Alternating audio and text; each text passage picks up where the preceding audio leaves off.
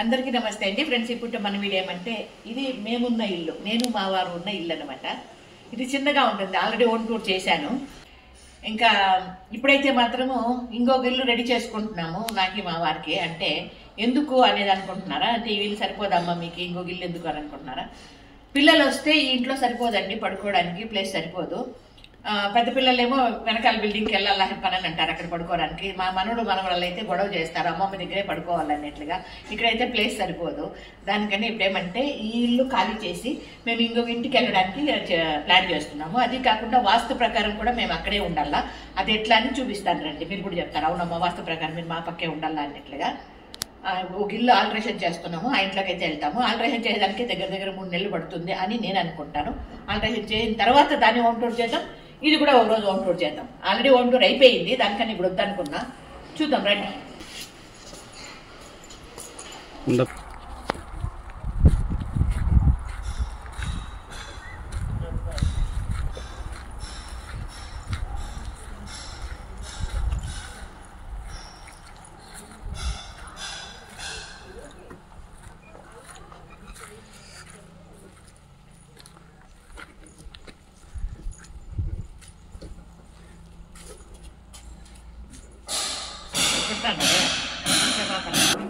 Friends ఇదిగోండి, ఇదైతే మొత్తం అన్ని ఇంట్లో కలుపుకుంటే, ఆశ్రమం మొత్తం కలుపుకుంటే ఇదైతే నైరుతికి వస్తుందండి. అంటే రాశిమూల, కుబేరుమూల అంటారు కదా, ఇక్కడ వస్తుంది అనమాట. ఇక్కడ ఓనర్స్ అనేవాళ్ళు ఉండాలా. అవునా కదా? మీరేమంటారు? మీ అభిప్రాయం కామెంట్లో తెలియజేయండి.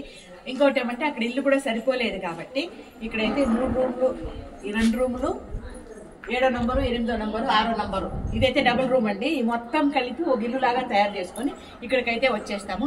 మా పిల్లలు వస్తే కూడా ఇక్కడే ఉండొచ్చు అందరూ కలిసి అన్నట్లుగా ప్లాన్ చేస్తున్నాము. ఎంత ప్లాన్ చేసిన తర్వాత అర్థమవుతుంది ఏ విధంగా ఉంటుంది అనేది. సూపర్గా వస్తుంది ఇల్లు అయితే మాత్రము. ఇంకా మేము ఉండే ఇల్లు అదండి. ఇందాక నేను ఫ్రంట్ చూపించాను కదా, అది బ్యాక్ సైడ్. ఈ మొత్తానికి ఇదైతే మాత్రం కుబేరుమూల వస్తుంది అనమాట. ఇది ఇప్పుడు మన చిన్ని వీడియో. వీడియో నచ్చితే లైక్ చేయండి, ఓకేనా? Thank you so much.